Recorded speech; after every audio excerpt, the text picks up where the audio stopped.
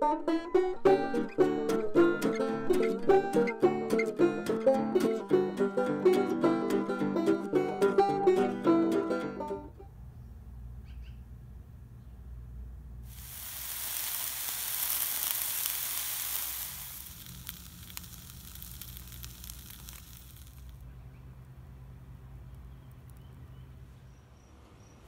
friends, family, total strangers. Today's video is going to be on TobyInTransit, the early years, kind of how I arrived where I am, part one. So my mom's side of the family is all from Florida. My dad's side is from California. So I was born in Florida. We moved to California when I was 2. And we lived there for a few years, and then we moved to Chicago for a year when I was 6, and to take care of my great-grandmother. And then we moved back to California. And where we were in California, we were in Tuolumne County, which is kind of the foothills of the Sierra Nevadas. And when we moved back, that's, I feel like, where my story begins. When we moved back, we didn't really have any money. My dad, I think, got his old job back, but I don't remember if it was new to him then or if I think it was his old job, line cooking at a restaurant. And we didn't have a place to live. So it was the summertime, and we were living at a campground up in the Sierra Nevada mountains. It was about an hour drive from town.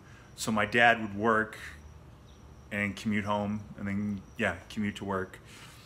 And we did that for 6 weeks. And it was the best 6 weeks of my childhood. And I think pretty much all my brothers agree, like, it was amazing. So it was up in the mountains. We were right on a creek. It was Mill Creek Campground. And it had a little swimming hole, and we could fish in the river and climb boulders, and it was awesome. And the funny thing is that I guess some people from the outside actually considered calling child services on my parents because, oh, you know, it's so horrible for these kids. It just shows the disconnect, because it was by far the best 6 weeks of my childhood. My dad had built this, like, he had built a shower stall out of wood and black plastic. And every day from work, when he would come home, he would bring a 5-gallon jug of boiling water, and by the time, or hot water, and by the time it got back up to camp, it was shower temperature. So he just put a little shower head on it, put the whole 5-gallon thing on his shower frame that he made, and that's how we showered. You know, there were vault toilets there and at the campground, and that was really my first taste of minimalism when I was 7. And we had a pet deer that used to follow us around. Pollard was his name. Apparently he had a tag on that said Pollard, Dr. Pollard. So I think a vet had, you know, taken care of him at some point for whatever reason. And so he was accustomed to humans. He would follow us around. He would jump into the creek with us in the little swimming hole and swim with us. And that was a very formative time of my childhood, because it really just drove home my love of nature and being out in nature. You know, and where we lived, we always had woods around us growing up, and so we'd always run around in the woods and play. And the last 2 years we lived in California, we moved away when I was 16. But the last 2 years we lived up in the middle of nowhere. It was, yeah, it was in the middle of nowhere. It was on the Tuolumne River. It was about 20 minutes outside of the gate of Yosemite. It was at a power plant. My dad had been head chef there at the power plant for years at that point, but then he was able to get housing up there too. So we were living on the Tuolumne River. You know, I could go down and fish, and going up to Yosemite all the time was also a huge influence on me. I've been to a lot of different places, and yeah, I think I've been to something like 27 different countries, and Yosemite is probably my favorite place on the planet so far. Yosemite is so beautiful. And that was definitely a huge influence on me as well, which is no wonder that I ended up working in national parks. But yeah, so another big part of my childhood was I went to a Christian school growing up, SCA, Sonora Christian Academy, and the curriculum, it was a pretty strange setup. So when I tell people about this, they're always like, what?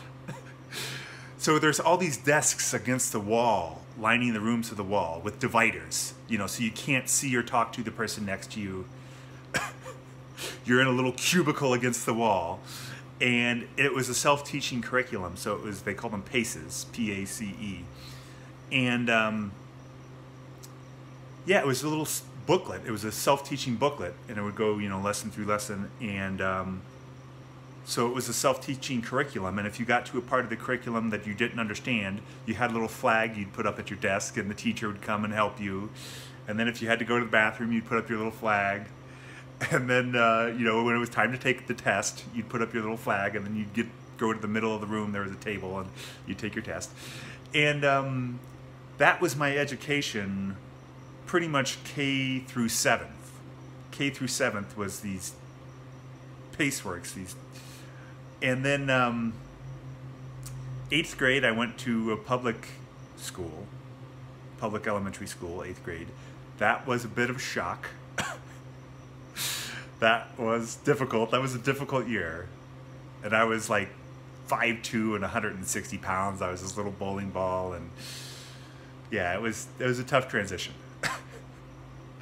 And then high school, my first year of high school, my freshman year, I was at a public school. And then we moved into the middle of nowhere, which I mentioned, up on the Tuolumne River, 20 minutes outside of the gate of Yosemite. And yeah, so I had my choice. It was, so for that, my sophomore year, what we did is I ended up staying with a friend during the days, during the weekdays, and then I'd come home with my brother on the weekends because he had a car and a driver's license. And yeah, my parents gave some money to my friend's dad to, you know, feed me and everything. And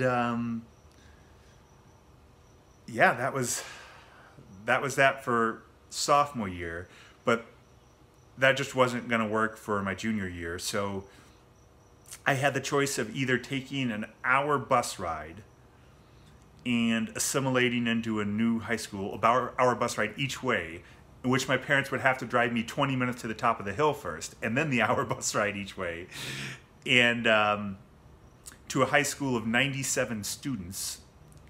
Again, this was the middle of nowhere we're talking here. And it was either that or just homeschool. And so that's what we did. I homeschooled my junior year of high school. And then my dad got laid off. And so at that point, we ended up moving to Pocatello, Idaho. And rather trying to assimilate into another high school, I just finished homeschooling. So, and that was again back to the PACE program, which is the self-teaching curriculum, which I think really informed who I am in a lot of ways, because it never occurs to me to take a class to learn something or to take lessons to learn guitar or banjo. I just get a book and learn. So in a lot of ways, it was a good education. You know, it wasn't perfect in others, but it definitely taught me how to self-teach myself things. And I should say, you know, there was 4 of us. If you're wondering how my parents, who were squeaking by most of the time, afford to send 4 boys to a private school, it's because my mom taught there to get tuition for us. So I think she started out as a teacher's aide and ended up moving up to teacher. I'd have to ask her about that. I don't. It's too long ago. I don't really remember. But yeah, that's pretty much how I got where I am. I'll kind of get into from Pocatello how I ended up out in the world working. I'll get to that in part 2. So this weekend I did a hike. I went and visited some friends down in Alpine, Wyoming, and then I did a hike up Granite Creek Road by the Granite Creek Hot Springs. I didn't go in the hot springs, but I did a hike. It was beautiful. And yeah, let me kick you to that footage.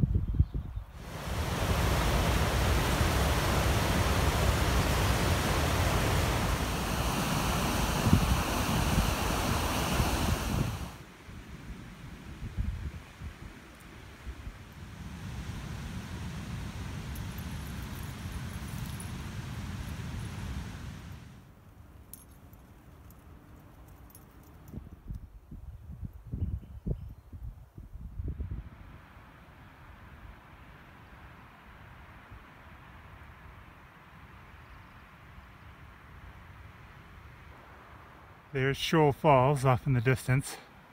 I'm still a ways away. Not too far though, maybe about 20 or 30 minutes.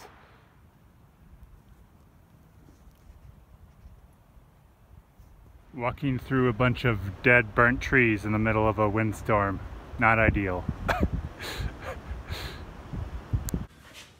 Yeah, we did the Shoal Falls Trail, which was amazing, beautiful. I wasn't able to make it all the way to the falls. We were about a mile and a half away. We could see the falls down in the distance, but there were storm clouds rolling in, and I didn't have that much water with me, and I didn't have my rain jacket with me either, so it just seemed like a bad idea to go down there because it was a mile and a half down in elevation, and then we'd have to come back up, so it was adding at least an hour. And yeah, storm clouds were rolling in, so we bailed on that, but it was gorgeous anyway. So yeah, that's I think that's my video. So thanks for watching. Please like, subscribe, comment, and stay tuned for part 2, which is probably a couple videos away. Thanks for watching. Bye.